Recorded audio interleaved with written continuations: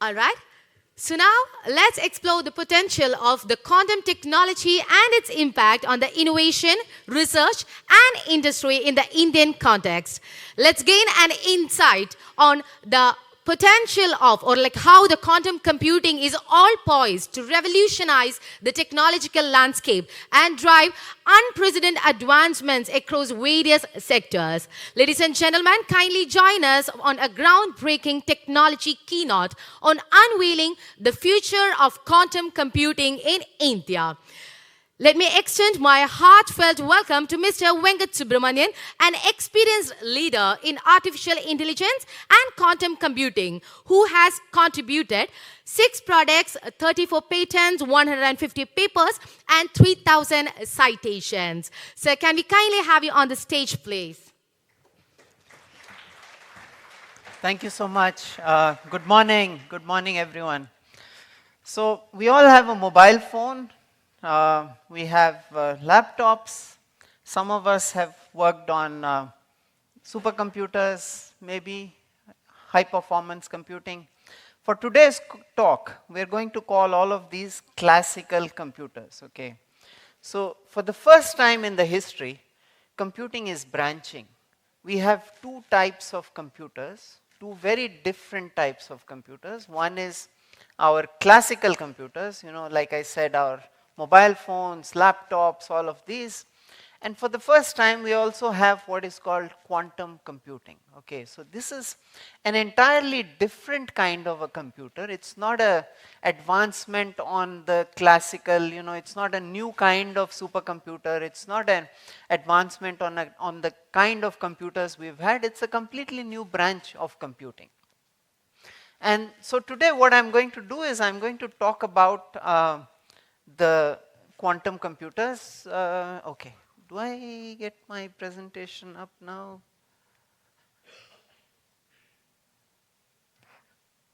Presentation?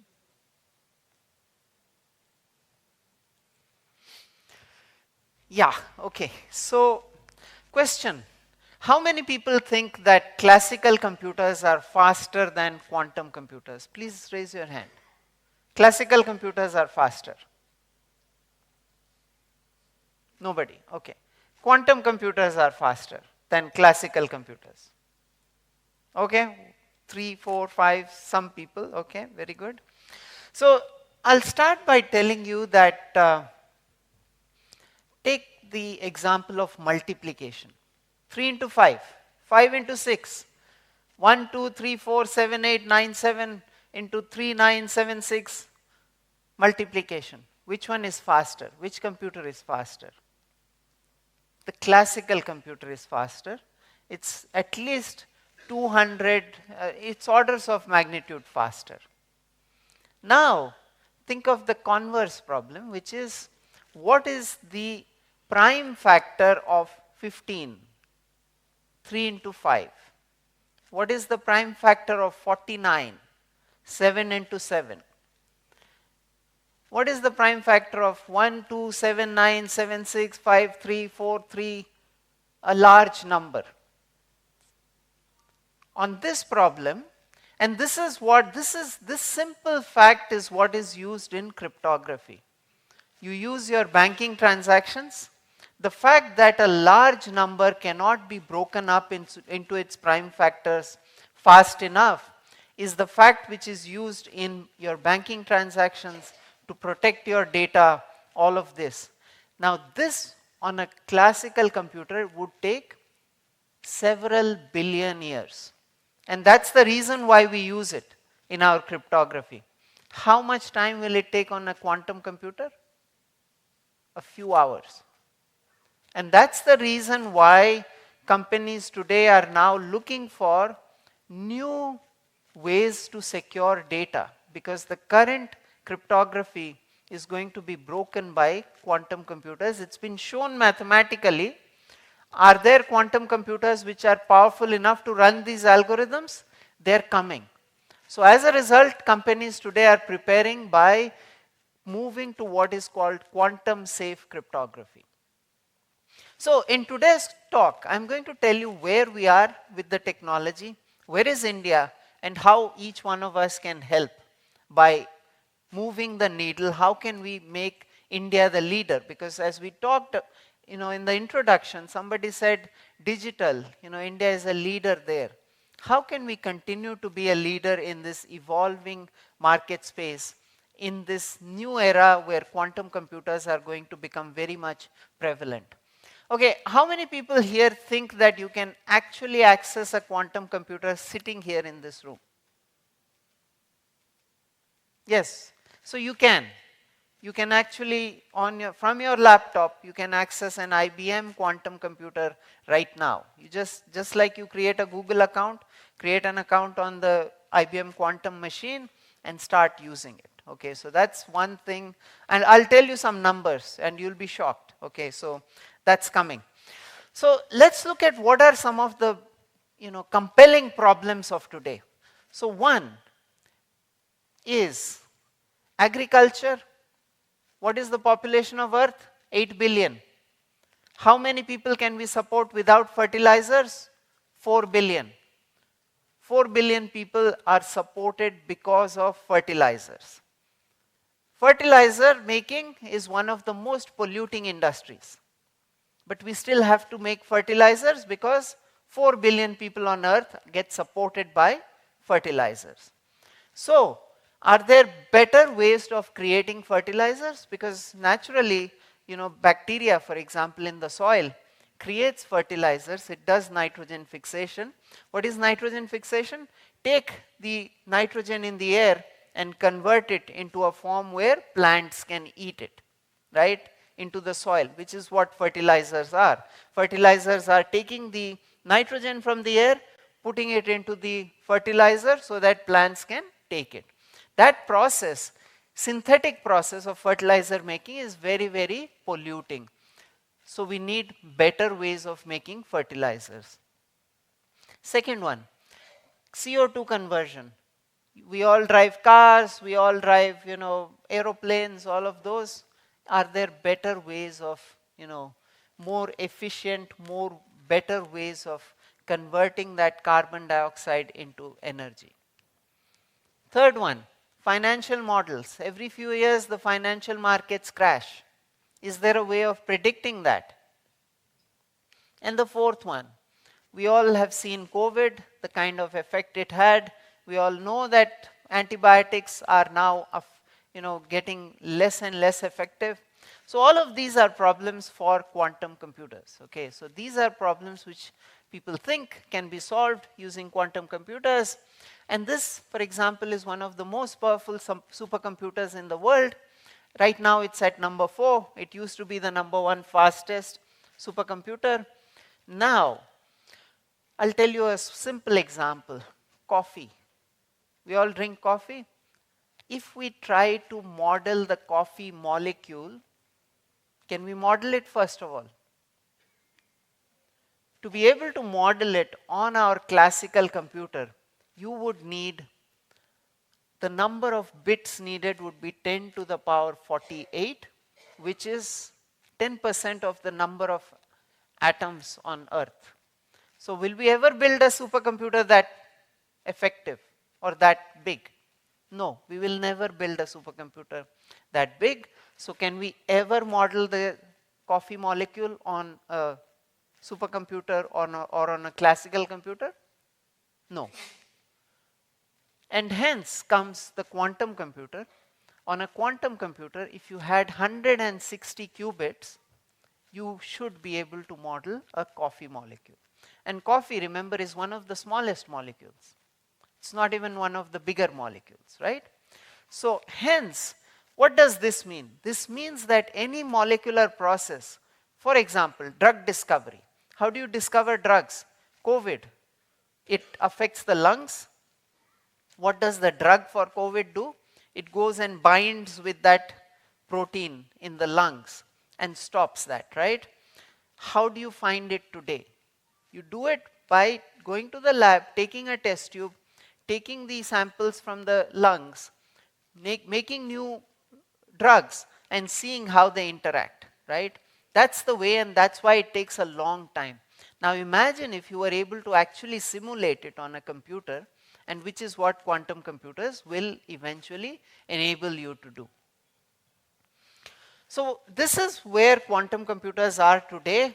2022, 433 qubit machine was released. Next month, 1121 qubit machine is going to be coming out. How is quantum computing growing? Quantum computing, you all know Moore's law. What does Moore's law say? It says every 2 years, the power of your classical computer is doubling. In a similar fashion, the power of quantum computers are doubling every year. Okay, not every 2 years, but every year. So it's in fact faster than the Moore's law at this point, right? And hence, it's coming to a point where, right now there are, as I said, each one of you can actually access a quantum computer sitting here. And there are about 460,000 registered users across the world. And they run over 2 trillion programs on these computers. And what is very interesting is that out of those 460,000 registered users, where do you think the majority of those people come from? For US, how many people say US?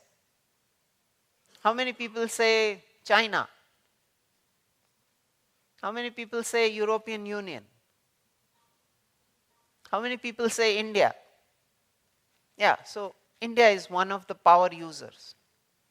And who are these people who are using it? They are in fact school children, they are in fact college children, and they are software engineers, okay? And of course faculty and others, okay? So where is the quantum talent sitting? It is sitting here in India. Okay, so that's the big point for you to take. And what are we doing with that talent is the next question.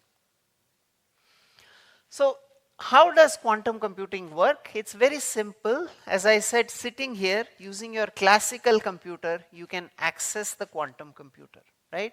You can run a program on your quantum computer. So there is an interaction happening between the classical and the quantum. They interact and you can run programs and get results back, right? Now, how do you write your programs? You write it using Python. Python, we all know Python, a programming language. Qiskit is an open source Python library. Okay, so if you know Python, you can start writing code today on your quantum computer. And how does it work? Qiskit is a middleware software language. It enables you to work with all these systems, whether it's on any of these cloud platforms, and it enables you to perform, operations, build tools, build applications on top of that. Now, in 2021, a lot of the Indian institutions, we gave them free access. And as I said, India is one of the power users of quantum computers. And what happened was, because of this access, a lot more students and faculty got on board, okay, started using quantum computers. And what are quantum? So this is something, this is a learning journey. I'll not go into that. But where are quantum computers being used? One is, as I said, simulating nature. What is nature? As I said, drugs, they are molecules. Coffee, it's molecules. Fertilizer, it's a molecule. All of these are molecules. What do you want to do? ISRO sent a spaceship to moon. That spaceship, has to be light. Why does it have to be light? So that you can use less fuel. But in being light, it should still be able to withstand the heat and the temperature of the atmosphere as it takes off, right? It should not break up. So how do you come up with new materials which are lighter but stronger, which can be used in space, which can be used in our cars, which can be used in aircrafts? All of these are molecular processes which you can simulate today what happens is steel was discovered 100 years back, more than that. What are the new materials? Plastic discovered 50, 60, 70 years back. What are the new materials that you can discover as we go along? Materials which are less better biodegradable. The compare here mentioned that everything here is made out of sustainable materials. But as soon as we get into plastics, plastics as we know are not biodegradable. Can we come up with new materials? So all of that is simulating nature. The second one is artificial intelligence. I don't think I need to talk anything about AI. It's permeated our everyday life. All of us use ChatGPT. We use a lot of things today which has AI in it. The third one is optimization. The government announced Gati Shakti. What is Gati Shakti? It says that logistics, our trucks, our railways, all of these today constitute about 15% of our GDP. The cost of transportation is very high in India. How do we bring it down? How do we make more efficient use of our road network, our railway network, our trucks, our cars, all of these? All of that requires optimization and portfolio, managing how you manage your logistics. So all of those are big problems which classical computers cannot solve, but you can get quantum computers to solve those. Now, I'll not go into this. These are a list of people who are now in the IBM quantum network. Here you will see IIT Madras, for example. You'll see TCS. You'll see Tech Mahindra. A few Indian companies are also there. What are all of these doing? They are working on things like, for example, Mercedes-Benz is looking at new electric vehicle materials, right? New battery materials. Cleveland Clinic, it's looking at better drug discovery, better healthcare management, all of these. Boeing, in aircraft, corrosion is a big, big problem, not only in aircraft. For example, the oil rigs off Mumbai, what is the biggest problem for those oil rigs? It is corrosion, because the seawater corrodes our drills which are placed there, right? So how can you come up with better corrosion processes? How can you model them so that you can stop these processes?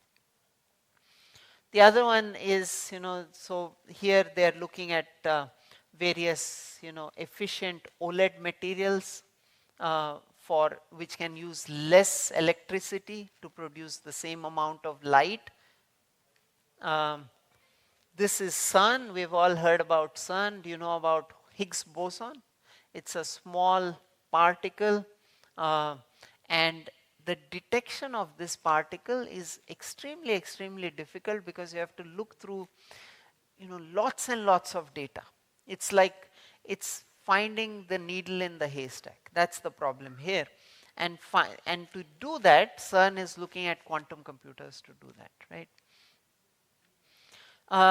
This is ExxonMobil. They're looking at how do they route their 500 ships carrying LNG, right? Liquefied natural gas going around. For example, it's getting mined at some place. How does it get transported to India, for example, right?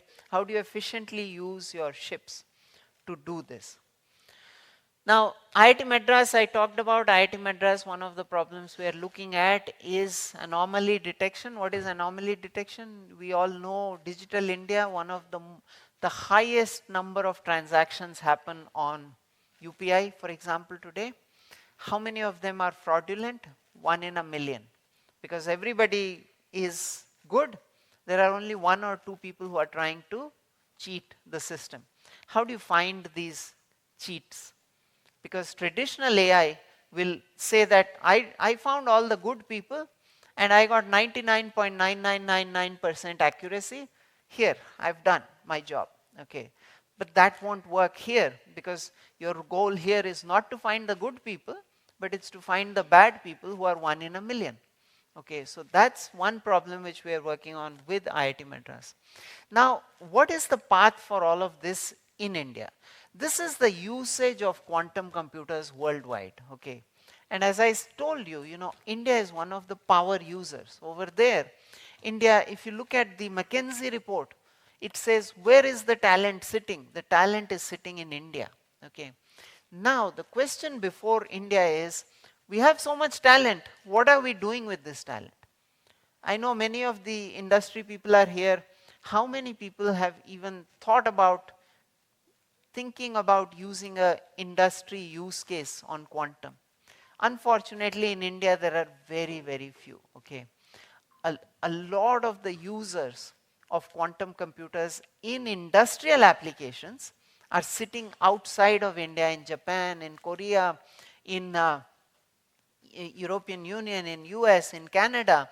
But what are the Indian companies doing? The Indian companies are still sitting and watching, okay? And that's why, this, through a forum like NASSCOM, this is really to the Indian companies to say that, go work with places like IIT Madras or in any of the others, because the talent is here. There are national programs in at least 17 countries, including India.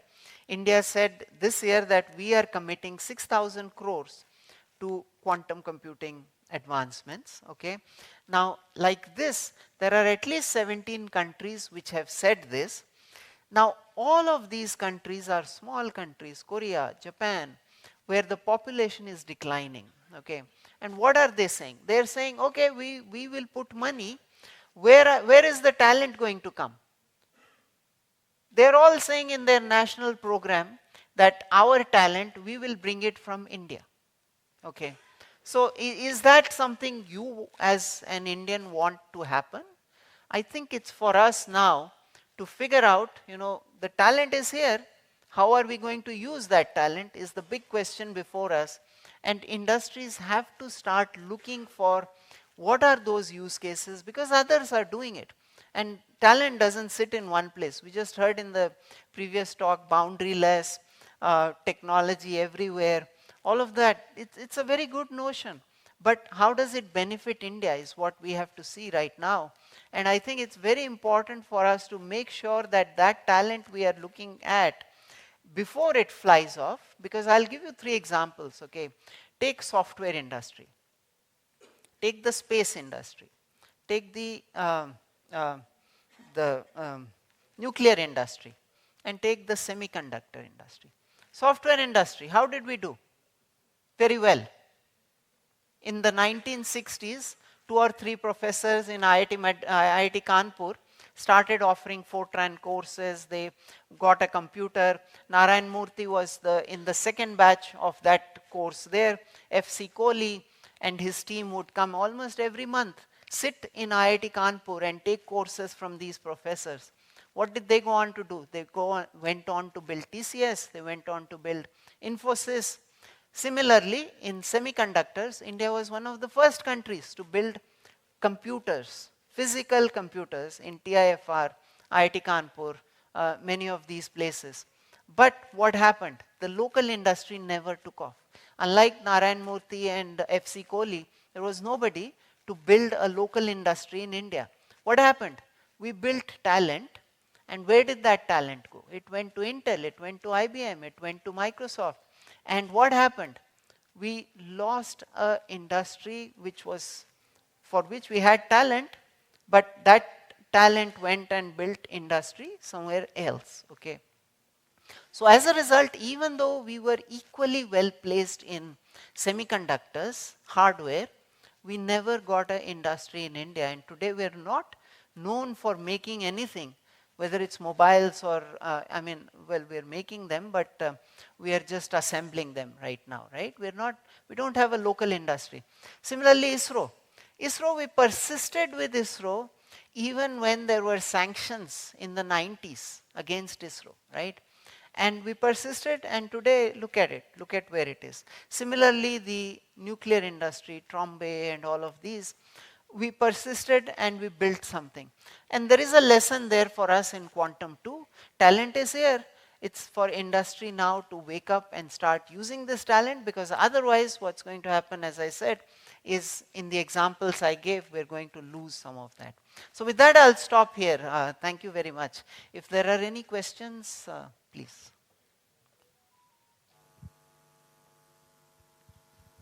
Yeah, please. Talking about quantum computers, right? Yeah. So, do you have any like numbers on the heat it produces? Because the amount of computations what quantum computers does is huge, right? So, heat will also be, proportional. Okay, so quantum computers work at minus 273 degrees. Okay, so to make a quantum computer work, today it needs to be at minus 273. In India, a few professors, Umakant Rapol, for example, conducted an experiment to build qubits in his lab. And at that point of time, in India, that was the coolest place because it was at close to minus 273 degrees. Okay, so quantum computers don't produce heat. They they work only in cold. Okay, first of all, the second thing is that in terms of sustainability. Now imagine to model that molecule which I mentioned, you need such a large supercomputer to model many of the AI and all these processes you require. For example, you look at generative AI. You need a huge farm of processors there. And yes, there is a lot of heat getting produced there. Quantum computing by nature is sustainable computing because you require very few qubits to do the same kind of things that you are doing with classical computers. So once quantum is there, it is definitely going to bring an era of sustainable computing. Minus 273, right? How are you generating that minus 273 Celsius or whatever? How are you generating that temperature? Yeah, so that anyhow. you're right. You need heating to produce the cooling, right? But irrespective of that, as I said, 160 qubits to do what? To 10 to the power 48 bits will do, right? You see the comparison. Now, 10 to the power 48, how much heating and whatever else or power do you need to do that? Versus 160 qubits, how much power do you need? It is orders and orders of magnitude lesser, power consumption and all of that. Once we get the quantum computers, scaled and working.